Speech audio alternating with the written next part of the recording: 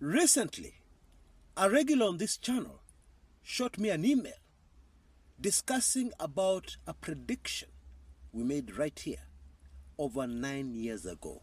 And to be honest, I had even forgotten about it. And they said to me, Chris, I am seeing this prediction coming to pass right before our eyes in a very dramatic manner. The prediction? We claimed on this channel that there is a young leader who will come from nowhere, a David, who will become president of the Republic of Kenya. And I have not mentioned anybody's name. Although since then, especially in recent times, we have had many prophecies of a president who is coming to Kenya like no other we have had before since independence. But let us wait and see. We are not always right. Sometimes we get it wrong. The reason for me bringing that up is because of yet another prediction, not made by us, made by somebody else, that seems to be coming to pass right before our eyes about political betrayal in high places. You know, one of the huge advantages we have on this channel is that we combine many different aspects in our analysis. We look at prophecy, the spiritual, we look at history, and we look at plain old political analysis. Surely, when you combine all this, it is not easy to get it wrong. Now, I first had this prophecy about 2.5, 3 years ago, that the Kenyan presidency would be hit by very serious betrayal by those very close to the president of the Republic of Kenya. Now, if we look at politics, betrayal is very normal. Of course it is, because there are no permanent friends and there are no permanent enemies in politics. And when we look at history, how many times has the course of history been changed by betrayal at high places? Way too many to count. But the reason why I've decided to make this video is that there are very clear signs that we're headed very rapidly towards that major betrayal by people close to Ruto. Now, for starters, although it is very difficult to tell the difference between a genuine defection and a fake defection, somebody going to the other side to become a mole, it is very difficult to be certain if something is genuine. We have had too many defections from Ruto in recent times. Some of them have to be genuine. The Kiharu legislator Ndindi Nyoro, that one was too crazy. So much so that there are many of us, including yours truly, who still do not fully believe this one was genuine. Millicent Omanga, this was yet another shocker. Indeed, this one happened just the other day. And she has gone to Wamunyoro, the DCP party. Former Kakamega Senator Cleophas Malala, who just a day or so ago told us that he knows how Ruto rigged himself into the presidency. And this time round, he will ensure that it does not happen because he knows exactly how it was done. And therefore is a major asset in stopping any possible rigging in the next presidential elections. Just to remind you, in case you have forgotten, Cleophas Malala was the Secretary General of the UDA party. That is a very high-ranking official of any political party. And there are countless other characters who seem to have made the bold step to ditch UDA and President Ruto. Now, this last example I want to give, I have deliberately left it to last because it is very much linked to my next point.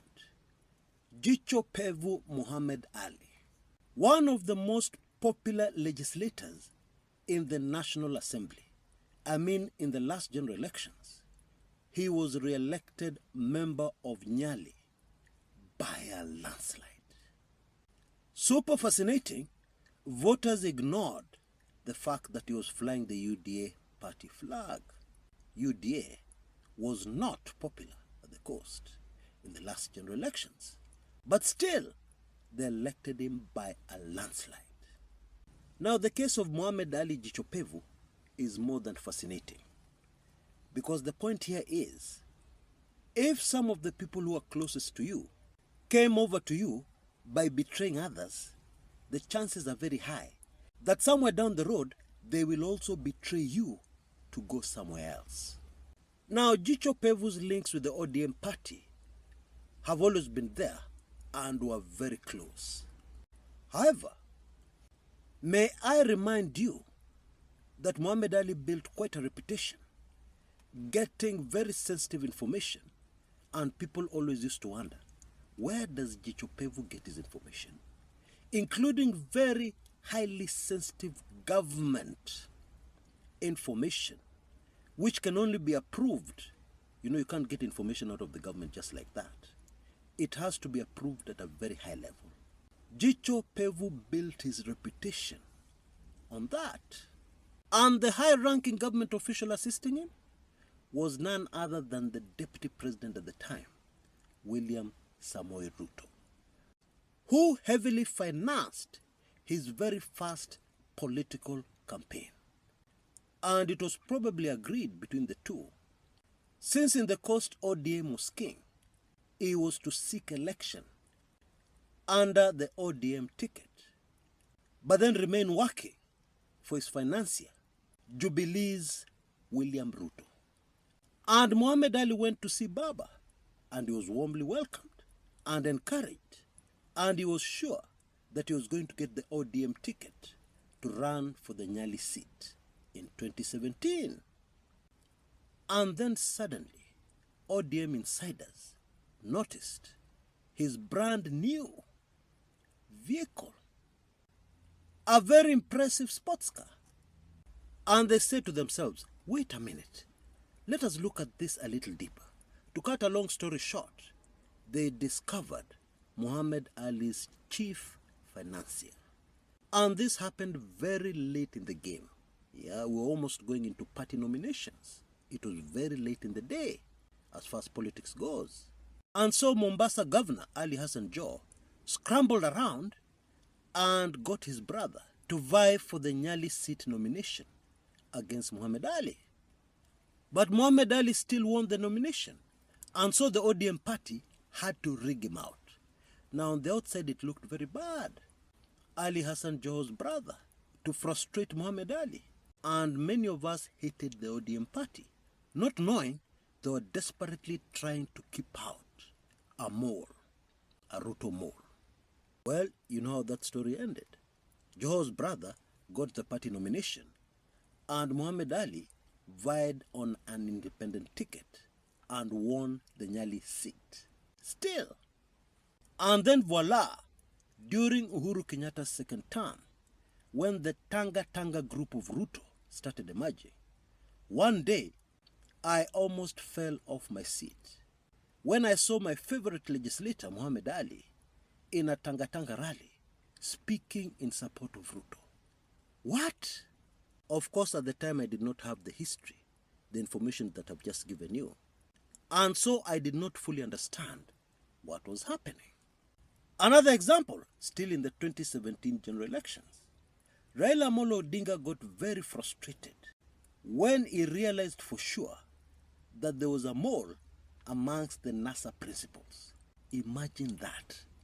A mole bang inside the highest decision-making organ of the NASA coalition. And clearly this mole cost Raila that election. Why? Because that mole gave Jubilee the secret location of the parallel tallying center that NASA had put together at a very high cost, somewhere in Westlands. And of course it was raided. And of course the police denied that they were the ones who raided it. But during the raid, computers and everything were taken away.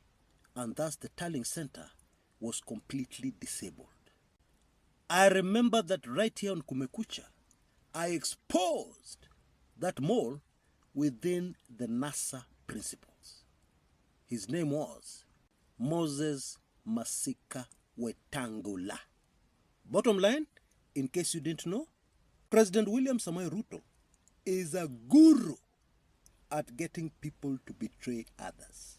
Well, history and human nature tells us that people who betray others on your behalf are highly likely to betray you somewhere down the road.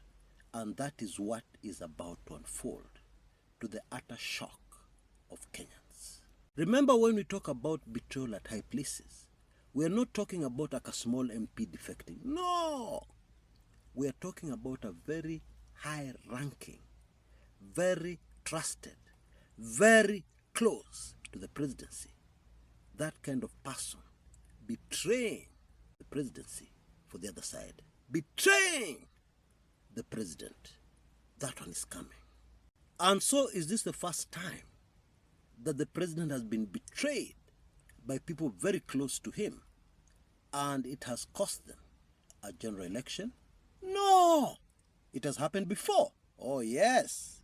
And this example is very instructive because we are going to get the very strong motive why somebody would betray a powerful president, greatly risking the consequences.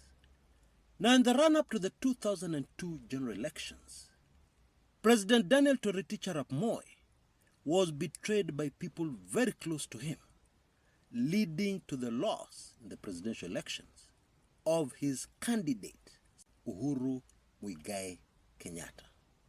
You know, this thing was so serious that even people from Moi's own community betrayed him. Remember a man called Henry Kosgei? Remember Mudi Awori? Those were Kanu Damu people.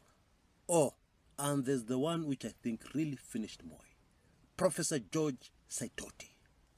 All these Kanu Damu people joined a party, Raila's party, called LDP, which merged with the opposition then to form the National Rainbow Coalition that swept Mwai Kibaki into power. So it has happened before.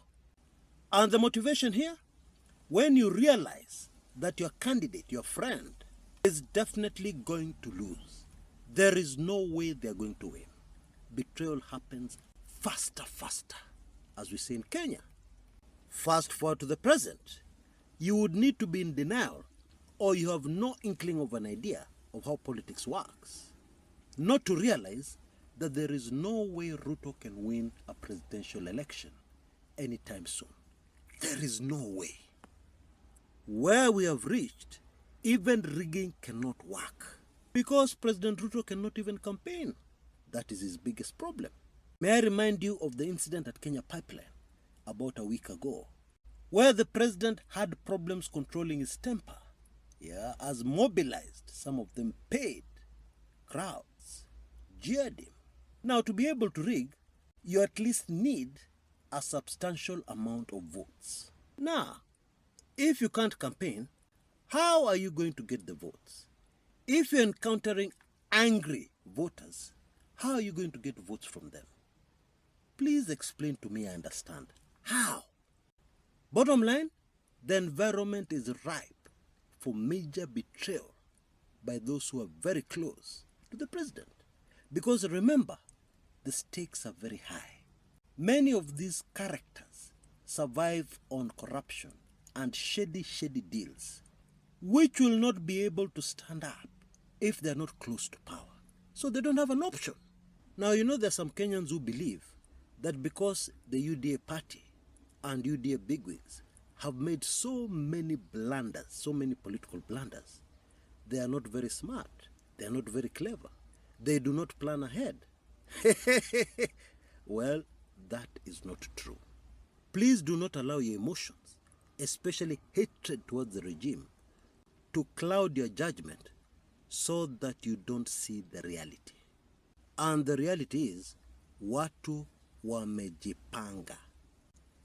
In one of my highly sensitive special reports, which I produced I think 4 or 5 months ago, titled A Regime on the Run, or something like that. I gave details of how many highly ranking UDA people have started putting their eggs in baskets which are outside the country, which are very far away from Kenya, which of course is very deliberate. Of course, one of the favorite spots where a lot of property has been purchased is Dubai. You know, the killers of the late Albert Ojwang are amongst the people who have invested very heavily in Dubai, United Arab Emirates. Don't get me wrong, I'm not saying they've given up, lakini wamejipanga just in case. And of course you can get your hands on this very highly sensitive and very informative special report and all the others that I've ever produced by getting the golden key. And I believe we have one last sponsor covering the next 24 hours so that you're able to get this golden key for the crazy, crazy price of only Kenya shillings 999. You can see details on your screens right now. You will also have access to many, many other crazy information, special reports. You can see details on your screens right now. Ogola assassination, Jirongo assassination, how they finished the Baba, etc., etc. Please move with speed to avoid disappointment. And please, please, do not forget to text me your email immediately after payment. Or alternatively to send me an email with your payment details so that I can move with speed and get this information to you. Just use the same M-Pesa telephone number to send your SMS and the same PayPal email to email me with your payment details. Until next time, this is Chris Kumekucha.